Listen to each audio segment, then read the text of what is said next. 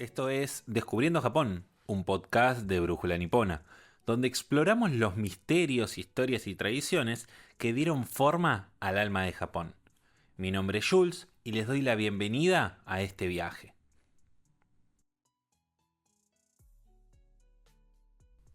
En el episodio anterior nos asomamos por primera vez al mito de la creación del mundo según el Kojiki. Descubrimos cómo, desde el caos primordial, surgieron los primeros dioses solitarios y luego las parejas divinas que darían forma a lo existente. Nos detuvimos en el momento en que dos de estas deidades, Izanagi e Izanami, fueron elegidos para cumplir una misión crucial: darle forma a la Tierra. Hoy vamos a acompañarlos en el inicio de su unión, una unión sagrada, simbólica y en principio fallida.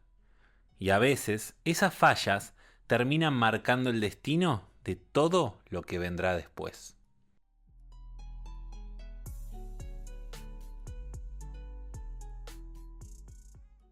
Con la primera isla formada, llegó el momento de comenzar con el proceso de creación del mundo. Para eso, las deidades descendieron a Onogoro, la isla primogénita, y erigieron un altar divino llamado Yashi-do-no. Dentro del altar colocaron una columna sagrada llamada Ama-no-mi Hashira, que actuaba como conexión entre el reino celestial y el terrenal. En el altar se montó una sala de 8 brazas, una medida equivalente a unos 15 metros. El número 8 en la concepción japonesa del universo representaba la totalidad, la plenitud. La creación del mundo ya tenía su base. Ahora era el momento en que los dioses comenzaran dicho proceso. Es así que Izanagi, el hombre, habla con Izanami, la mujer, sobre sus cuerpos. Ella comentó que su cuerpo estaba completamente formado, pero que había una parte que no estaba terminada. Izanagi, en cambio, dice que su cuerpo estaba completamente formado, pero que había una parte que le sobraba. Entonces concluyeron que, tal vez, esa diferencia podría encajar, y que al unirse cumplirían con su misión. Se posaron frente a la gran columna sagrada, e Izanagi, el hombre, dijo: Tú caminarás hacia la derecha, y yo iré hacia la izquierda, y así nos encontraremos. Ambos dioses comenzaron a rodear el pilar en direcciones opuestas, y al encontrarse, Izanami, la mujer, hace una exclamación de asombro y encanto. Izanagi, el hombre, responde de la misma manera, pero con cierta molestia. Un detalle menor, pero que en la narrativa del mito tendrá consecuencias. Recordemos que Izanagi e Izanami son esposo y esposa, pero al mismo tiempo son hermanos. Aunque hoy esto pueda resultar sorpresivo, es importante tener en cuenta que estos relatos fueron construidos dentro de una lógica social y simbólica muy distinta a la actual. En la mitología, como en muchas tradiciones antiguas, este tipo de uniones no era visto con el mismo juicio que aplicamos hoy en día. En el Japón antiguo, especialmente dentro de la nobleza, la familia imperial, las uniones entre los hermanos o parientes cercanos eran comunes. No se trataba de algo tabú, sino de una práctica orientada a preservar la pureza del linaje, algo fundamental para legitimar el poder. Un ejemplo claro de esto es el del emperador Tenmu, uno de los primeros gobernantes históricos de Japón, cuya esposa principal era su sobrina, y sus concubinas eran las hermanas de ellas. Estos vínculos, por más extraño que parezcan en la actualidad, eran aceptados y funcionales según la lógica social y política de aquellos tiempos. Retomando con el mito, Izanagi e Izanami concluyeron el acto de la creación y dieron luz a un hijo que recibió el nombre de Hiruko, que significa niño sanguijuela. Su nombre fue dado por las deformidades que tenía al ser un hijo mal hecho. Ante esto, lo colocaron en una balsa y dejaron que la corriente se lo llevara. Este acto refleja cómo eran las prácticas funerarias en el Japón antiguo, donde aquello que no podía formar parte del mundo de los vivos, por considerarse impuro o defectuoso, era devuelto de manera simbólica al mar como una forma de purificación y regreso al origen. Luego engendraron a Awa, la cual tampoco fue reconocida como uno de sus hijos. Ante estos hechos, los dos dioses comprendieron que algo de lo que hicieron no estaba en el orden correcto, y decidieron consultar al oráculo de las divinidades del Takama Gahara, el reino celestial. Las deidades supremas respondieron: la mujer ha hablado en primer lugar, y por eso el ritual no ha salido como corresponde. Regresen a la tierra y realicen el rito de la manera correcta. Este momento del mito, como vimos anteriormente con la reacción de Izanagi ante la iniciativa de su esposa, refleja cómo se encontraba la estructura social de la época del Japón antiguo. Los roles estaban claramente jerarquizados y se esperaba que el hombre tomara la iniciativa en todo acto o ritual sagrado. Presten atención a cómo un simple gesto podía llegar a alterar el orden del mundo.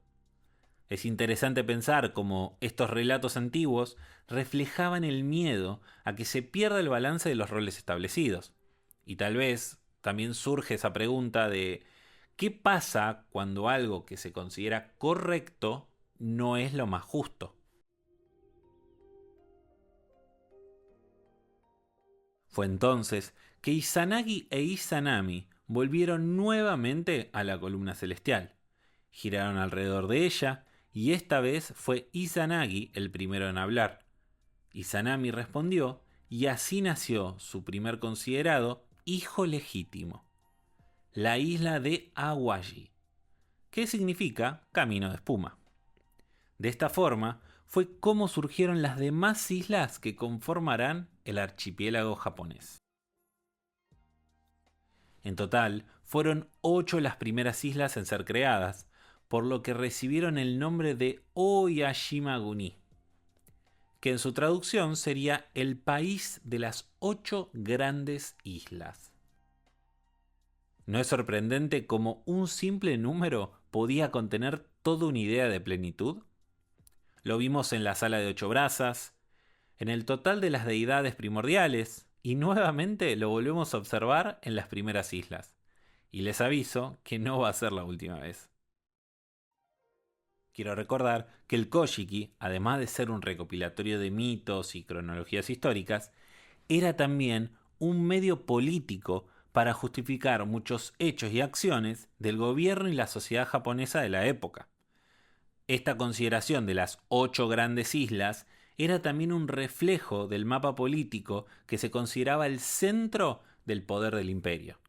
Inclusive, el orden de creación de las islas se podría asemejar a una gran ruta comercial y militar utilizada en aquellos tiempos.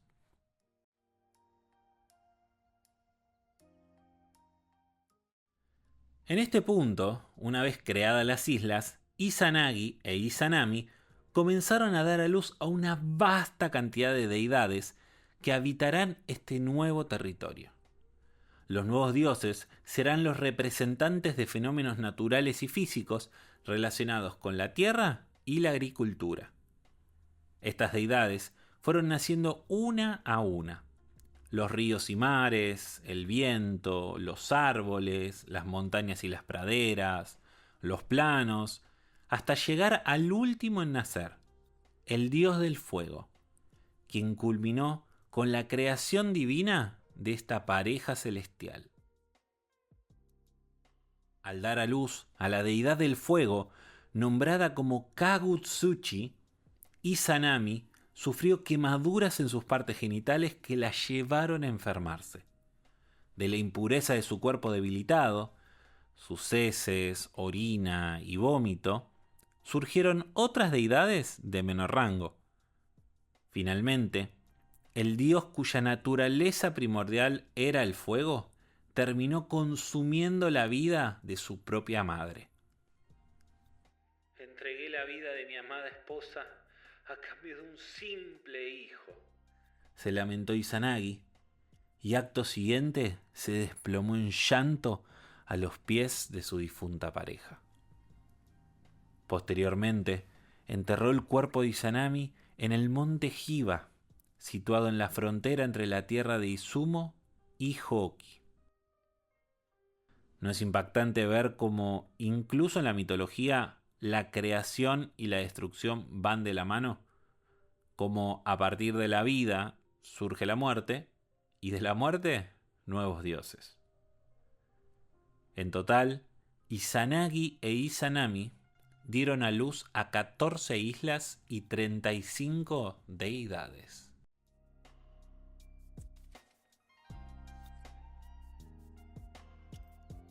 Después de lo sucedido, Izanagi, dominado por una ira y dolor profundo, desenvainó su espada de 10 palmos y cortó la cabeza de su hijo, el dios del fuego Kagutsuchi. Luego cortaría en múltiples partes a su hijo. La sangre de este dios salpicó varias rocas, dando origen a 8 deidades relacionadas con los volcanes. Por otro lado, la sangre que se escurrió por la mano de Izanagi creó 2 deidades más, y cada una de las partes del cuerpo del dios del fuego dio origen a otras divinidades menores. A este punto, Izanagi, consumido por la tristeza, deseaba encontrarse nuevamente con su amada y fallecida esposa. Fue entonces que decidió emprender el camino hacia un lugar más allá del mundo de los vivos, el país de las tinieblas, el Gyomi no Kuni.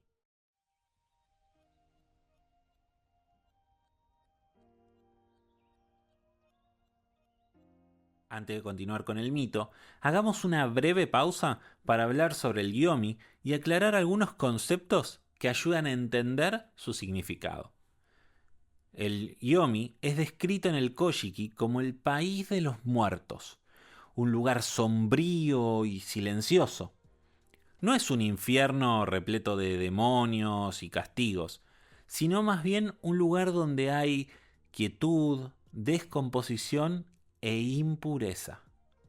La regla más importante de este lugar es muy clara. Quien consuma comida del Gyomi quedará atado a este mundo y no podrá regresar al de los vivos.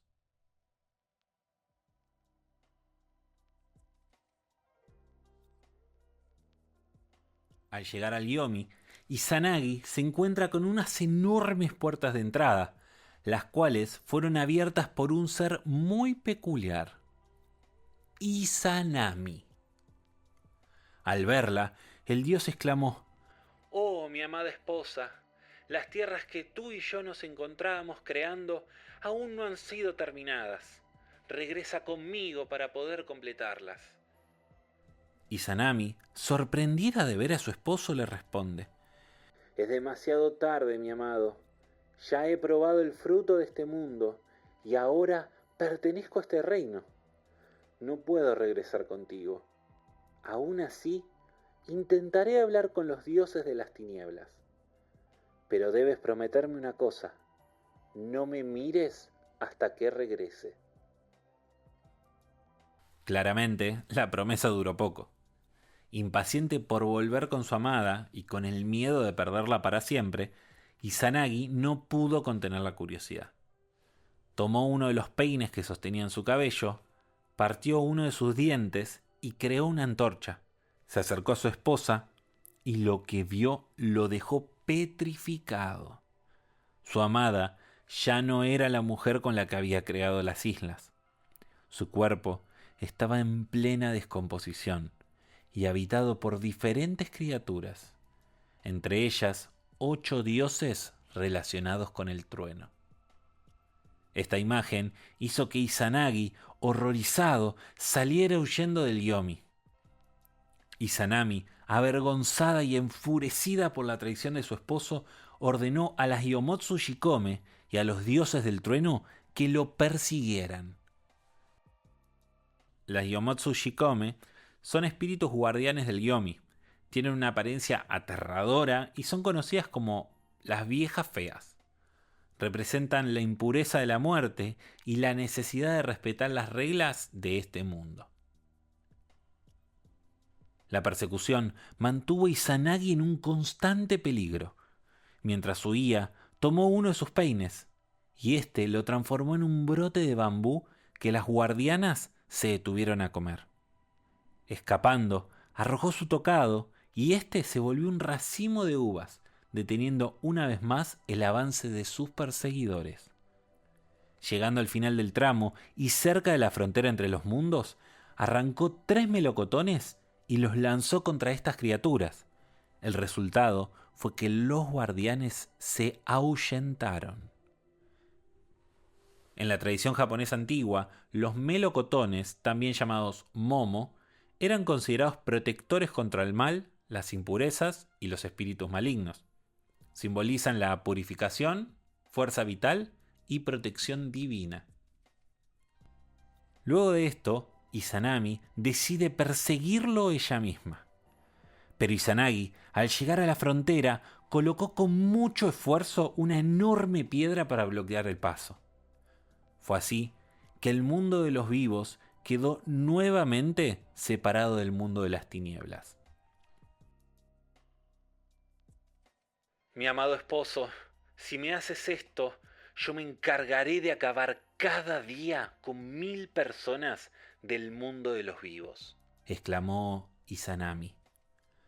Mi amada esposa, si tú me haces esto, yo me encargaré de construir cada día 1500 cabañas de parto, respondió Izanagi. Fue así como luego de estas crudas palabras, por cada 1000 personas que morían a diario, 1500 más nacerían. En aquella pendiente, denominada Yomotsu Hirasaka, se escucharon las últimas palabras entre los dos dioses que trajeron la creación del mundo, sellando de manera definitiva la frontera entre la vida y la muerte.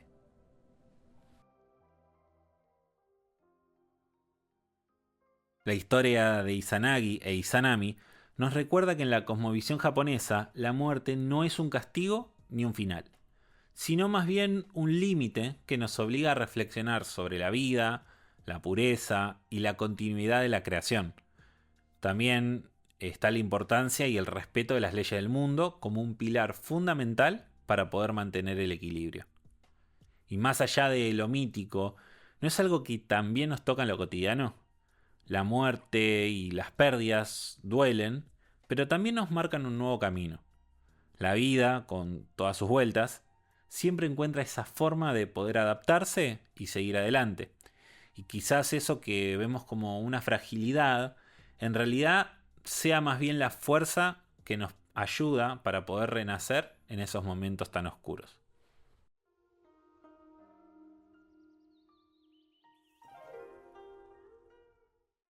Espero que este viaje por la historia de los primeros dioses que moldearon Japón lo hayas podido disfrutar. Si te gustó el capítulo, te invito a seguirme en las redes. Me podés encontrar como Brújula Nipona en Spotify, YouTube, Instagram y TikTok. Podés dejar tu comentario y reflexiones sobre el capítulo, como también cualquier opinión o sugerencia. Y obviamente te invito a compartir el capítulo con quienes quieran conocer más sobre la mitología y cultura japonesa.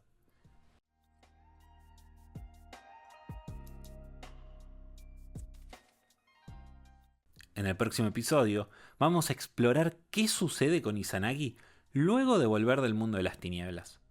Veremos la aparición de las deidades más relevantes de la historia japonesa, Amaterasu, Tsukuyomi y Susanoo, quienes darán inicio a una nueva etapa en la mitología.